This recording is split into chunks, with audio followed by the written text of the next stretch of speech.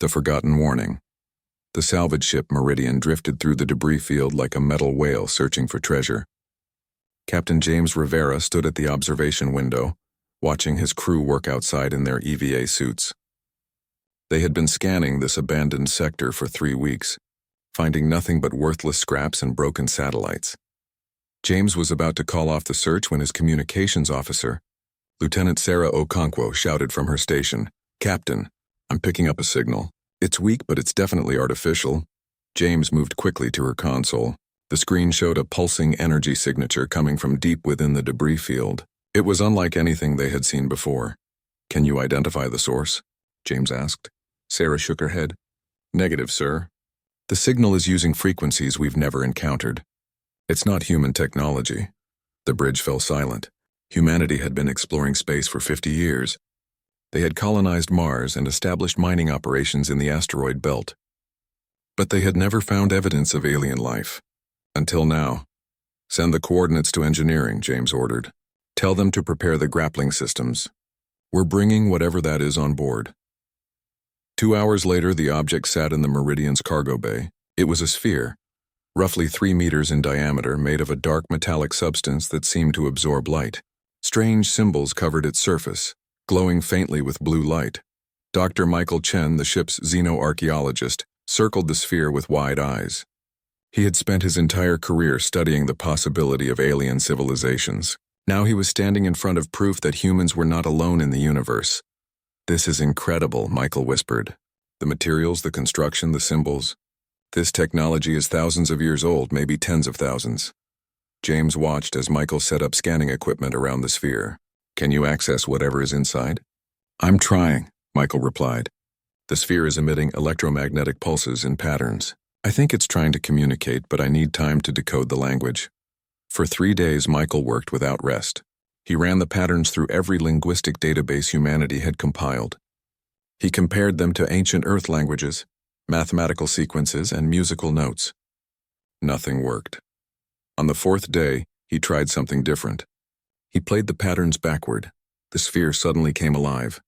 The symbols on its surface began moving, rearranging themselves into new patterns.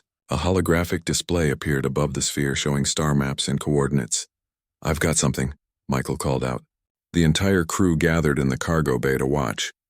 The holographic display showed hundreds of star systems, each marked with different colored symbols. But one system stood out. It was marked in red and the coordinates were unmistakable. "That's our solar system," Sarah said quietly. "That's Earth." The hologram zoomed in on Earth's location. Text appeared in the air, written in symbols that slowly transformed into English. Michael's translation algorithm had finally cracked the code. The message read, "Warning, Priority Alpha, Species Designation, Human, Origin World, Earth, Status, Quarantined, Approach Forbidden, Threat Level, Maximum." James felt his blood run cold. What does that mean? Why would Earth be quarantined? Michael was already accessing more data from the sphere. Files began downloading to his computer faster than he could read them. Historical records, military reports, diplomatic communications. All of them were about humanity. "Captain," Michael said, his voice shaking. "According to these records, we're not unknown to the galaxy. We've been watched for millennia. Multiple alien civilizations have been monitoring Earth and they're all terrified of us." "That's impossible," James argued. "We've never even left our solar system until recently. How could anyone be afraid of us?" Michael pulled up a file dated thousands of years ago. It showed images of humans, but not modern humans. These humans wore advanced armor and carried weapons that looked nothing like current Earth technology. "Because," Michael said slowly, "we've been here before. Humanity had a spacefaring civilization thousands of years ago. And apparently we did something that made the entire galaxy afraid of us." Before anyone could respond, the ship's alarm system activated. Sarah ran back to the bridge with James close behind. "Captain, we have incoming ships," Sarah reported. 3 vessels just dropped out of faster-than-light travel. "They're surrounding us." James looked at the scanner displays. The ships were massive, easily 10 times the size of the Meridian. Their designs were completely alien, with organic curves and strange energy signatures. "Open communication channels," James ordered. "All frequencies." The main view screen flickered to life. An alien face appeared and James had to stop himself from gasping. The being had 6 eyes arranged in 2 rows, skin that looked like polished jade, and a mouth that moved in ways human mouths could not. Unidentified vessel, the alien spoke. The words were in a strange language, but the Meridian's computer translated them instantly. You have activated a forbidden beacon. Identify your species immediately. James straightened his uniform. This was the moment humanity had dreamed about for centuries. First contact with an alien species. I am Captain James Rivera of the Earth vessel Meridian. We are explorers from the planet Earth in the Sol system. We found the beacon while conducting salvage operations. We come in peace. The alien's 6 eyes widened. Its skin changed color from jade green to dark purple. Behind it, James could hear other aliens shouting in panic. Did you say Earth? The alien asked, its voice barely a whisper. Did you say Sol system? Yes, James confirmed, confused by the reaction. Is something wrong? The alien turned to others off-screen. James could hear urgent conversations happening. Words like impossible and they've returned and alert the council came through the translation. The alien turned back to face James. Its expression was difficult to read, but James thought he saw fear there. Real, genuine fear. Captain Rivera, you and your crew are in extreme danger. Do not, under any circumstances, identify yourselves as human to anyone else. Do not transmit your location. Do not, the transmission suddenly cut off. The 3 alien ships powered up their engines and jumped away at incredible speeds, leaving the Meridian alone in space. What just happened? Sarah asked in disbelief. They fled from us. Why would they do that? James looked at the view screen where the alien had been moments before. Then he looked at Michael, who was still in the cargo bay with the sphere. Michael, James said over the intercom, I need you to find out what humanity did. I need to know why the galaxy is afraid of us, and I need to know right now. Michael worked through the night, translating files from the sphere. What he discovered made him question everything he knew about human history. According to the records 12,000 years ago, humanity had possessed technology far beyond anything modern Earth could imagine. They had faster-than-light travel, energy weapons, and genetic engineering that seemed like magic. They had spread across dozens of star systems and established a vast interstellar civilization. But then something had happened. Something terrible. The records spoke of a war, a conflict so devastating that it had reshaped the entire galaxy. Humanity had fought against something called the Vorath Collective, an alliance of ancient alien species that had ruled the galaxy for millions of years. The war had lasted 300 years. Billions had died on both sides. Entire star systems had been destroyed. And somehow, impossibly, humanity had won.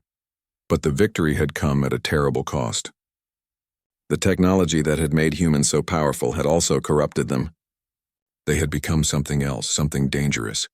The records used words like unstoppable, ruthless, and terrifying. After the war ended, something had changed humanity. The records were unclear about what exactly happened, but the result was obvious. Human civilization had collapsed. The colonies had been abandoned. The technology had been lost. Humanity had regressed to a primitive state and forgotten everything about their spacefaring past. The galaxy had been relieved. They had declared Earth off-limits and established monitoring systems to watch humanity. They had agreed that if humans ever rediscovered space travel, the galaxy would need to decide what to do. Michael finished reading the last file as the sun rose on Earth, visible through the cargo bay window. The Meridian was heading home, carrying the most important discovery in human history. He went to the bridge and found James staring at Earth's blue and white surface. I've finished translating the records, Michael said quietly. You need to see this, Captain. James listened as Michael explained everything. The ancient human civilization, the war, the collapse, the quarantine. When Michael finished, James was silent for a long time. So we're not exploring a new frontier, James finally said.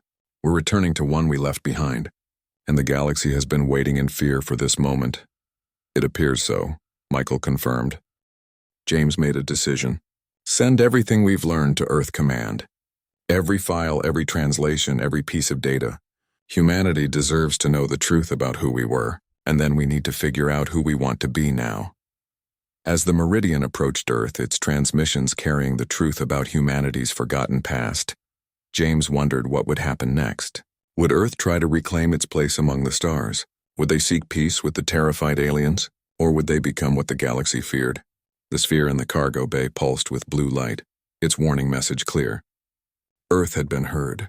The galaxy knew humans had returned to space.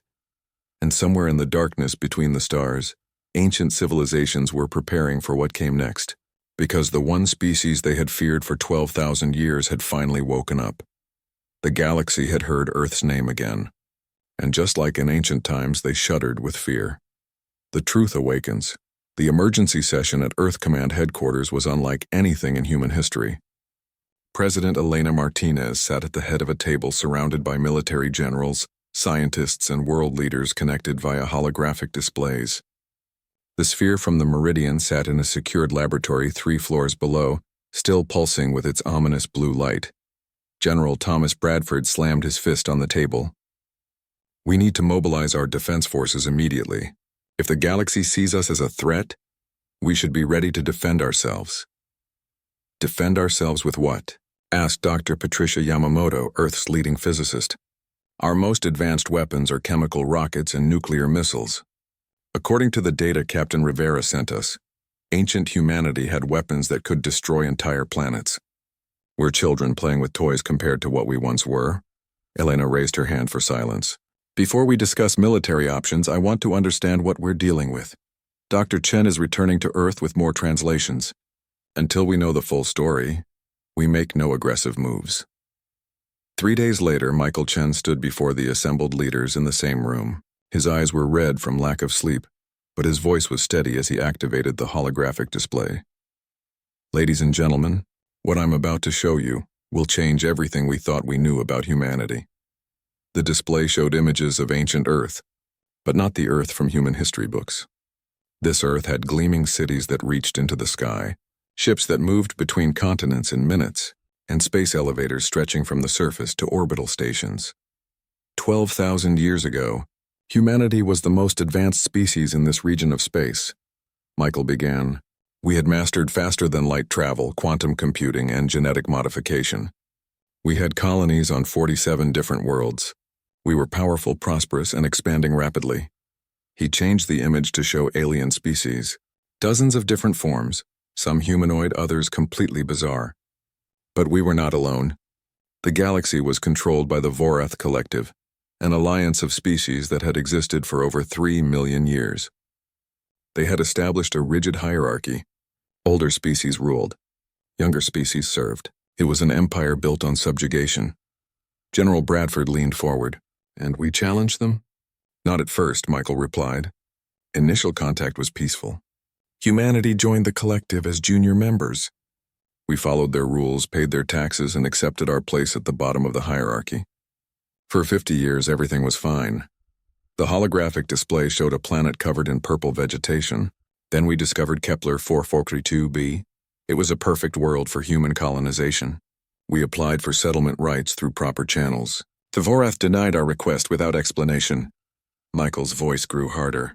"We later learned they had given the planet to the Zynthian Empire, a species that had been part of the collective for only 20,000 years. The Zynthians had bribed Vorath officials. Corruption was standard practice in the collective. Humanity protested. We filed formal complaints. We followed every legal process the collective had established. Nothing worked. So a group of human colonists decided to settle Kepler 442b anyway. The display showed images of human settlements burning. The Vorath response was immediate and brutal. They sent warships and destroyed every human colony on the planet. 3 million people died in a single day. They did it as a lesson to teach us our place." The room was completely silent. Helena felt sick as she watched the images of destruction. "That's when everything changed," Michael continued. "Humanity withdrew from the collective. We closed our borders and stopped all communication. The Vorath thought we were defeated. They were wrong. New images appeared showing massive construction projects. For 30 years, humanity prepared for war. We built ships designed specifically to fight Vorath technology. We developed new weapons. We studied their tactics and found their weaknesses. And we made alliances with other species who had suffered under Vorath rule. When we were ready, we struck without warning. We didn't declare war. We didn't give them a chance to prepare. We simply attacked every Vorath military installation within 100 light-years of Earth. We destroyed them all in a single coordinated strike that lasted 72 hours. General Bradford whistled softly. That's brilliant military strategy. It was also the beginning of 300 years of total war, Michael said grimly. The Vorath had controlled the galaxy for millions of years. They had weapons and resources we couldn't match. But they had grown complacent. They had forgotten how to fight an enemy that refused to give up. The display showed battle after battle, human ships using unconventional tactics appearing from nowhere, striking hard and disappearing before the Vorath could respond. We fought like no one had ever fought before. We used guerrilla warfare in space. We turned asteroids into kinetic weapons. We hacked into their computer systems and turned their own defenses against them. We did things the Vorath had never imagined. Most importantly, we never stopped adapting. Every time the Vorath developed a new weapon, we studied it and created countermeasures. Every time they changed their tactics, we changed ours faster. We were learning and evolving at a pace the galaxy had never seen. Elena watched the images of human ships fighting impossible odds and somehow winning. How did we sustain such a long war? Every human colony became a fortress, Michael explained. Every civilian learned to fight. Children grew up training for war. We modified our own genetics to produce soldiers who were stronger, faster, and more resilient. We created artificial intelligences and gave them one purpose: victory at any cost. He paused, his expression troubled. We also did things that were morally questionable. We used biological weapons against Vorath worlds. We targeted civilian populations. We took prisoners and experimented on them to understand Vorath biology better. We became ruthless because we believed the alternative was extinction. Dr. Yamamoto spoke up. What happened to our allies? The other species who fought with us? Many of them abandoned us, Michael admitted. They saw what we were becoming and decided we were more dangerous than the Vorath. By the end of the war, humanity was fighting alone against the entire collective. And yet we won, General Bradford said. We did, Michael confirmed. After 300 years, the Vorath collective surrendered. Their empire crumbled. Hundreds of species gained independence. Humanity had defeated the oldest, most powerful civilization in the galaxy. So why are they afraid of us? Elena asked. We freed them from tyranny. Michael's expression grew dark. Because of what we became during the war. The genetic modifications we made to ourselves didn't stop when the fighting ended. We had created a generation of humans who were essentially living weapons. They didn't know how to exist without war. They needed conflict. The display showed images that made Elena's stomach turn. Human warriors attacking alien civilians. Colonies being destroyed for no strategic reason. Some humans wanted to keep fighting. They believed humanity should rule the galaxy. They saw themselves as superior to all other species. It nearly triggered a new war, one that would have been even worse than the first. That's when something extraordinary happened. Michael showed an image of Earth covered in strange energy patterns. A group of human scientists developed something called the Memory Wipe Protocol. It was a quantum technology that could selectively erase specific memories from human consciousness across the entire species. They what? Dr. Yamamoto gasped. That's impossible. Apparently not, Michael replied. The scientists believed the only way to save humanity from itself was to make us forget. So they activated the protocol. In a single moment, every human in the galaxy forgot about space travel, advanced technology, and the war. They forgot everything except the most basic knowledge needed to survive. The human colonies were abandoned. People returned to Earth. Our technology degraded over generations. Within 1,000 years, humanity had regressed to a pre-industrial state. We lost everything and started over with no memory of what we had been. Elena struggled to process the information. But why? Why would anyone choose to forget? Because the alternative was becoming monsters, Michael said quietly. The scientists who created the memory wipe left one final message. I found it in the deepest files of the sphere. They said humanity had a choice: forget and remain human, or remember and become something else. They chose to let us forget. The room was silent as everyone absorbed the implications. The galaxy didn't destroy us because we had saved many of them, Michael continued, but they established the quarantine to make sure we never remembered. They've been watching Earth for 12,000 years, hoping we would never redevelop space travel, and now we have. General Bradford stood up. So what do? The galaxy thinks we're monsters. They're probably planning to attack us right now. No, Michael said. They're not planning to attack. They're planning to run. Every species in the galaxy knows what ancient humanity was capable of. They think we're going to start conquering again. They're terrified. Elena made her decision. We need to show them they're wrong. We need to prove that modern humanity is different. How? Asked Dr. Yamamoto. They won't even talk to us. The moment we identify ourselves as human, they flee. Then we make them listen, Elena said firmly. Dr. Chen, can you use the sphere to send a message to the galaxy? Michael nodded slowly. Yes, but it would be broadcast to every civilization simultaneously. Everyone would hear it. Good, Elena said. Because I want everyone to hear what I'm about to say. 2 hours later, Michael had programmed the sphere to transmit across the entire galaxy. Elena stood before a camera, wearing simple civilian clothes instead of formal attire. She wanted to appear human, not threatening. My name is Elena Martinez, she began. I am the elected leader of Earth. I am speaking to every civilization in this galaxy because you deserve to know the truth about humanity. We have learned about our past. We know what our ancestors did 12,000 years ago. We know about the war, the violence, and the fear we created. We know why you're afraid of us. But I want you to understand something. We are not those humans. We have no memory of that time. We grew up knowing only peace and cooperation among our own people. Yes, we have conflicts. Yes, we still make mistakes. But we are not warriors seeking conquest. When we developed space travel, we dreamed of meeting you. We imagined peaceful cooperation, sharing knowledge, building friendships. We never imagined we would be feared. Elena's voice grew stronger. I cannot change what ancient humanity did. I cannot erase the pain they caused. But I can promise you this. Modern humanity chooses a different path. We choose peace. We choose cooperation. We choose to be worthy of the second chance our ancestors gave us when they made us forget.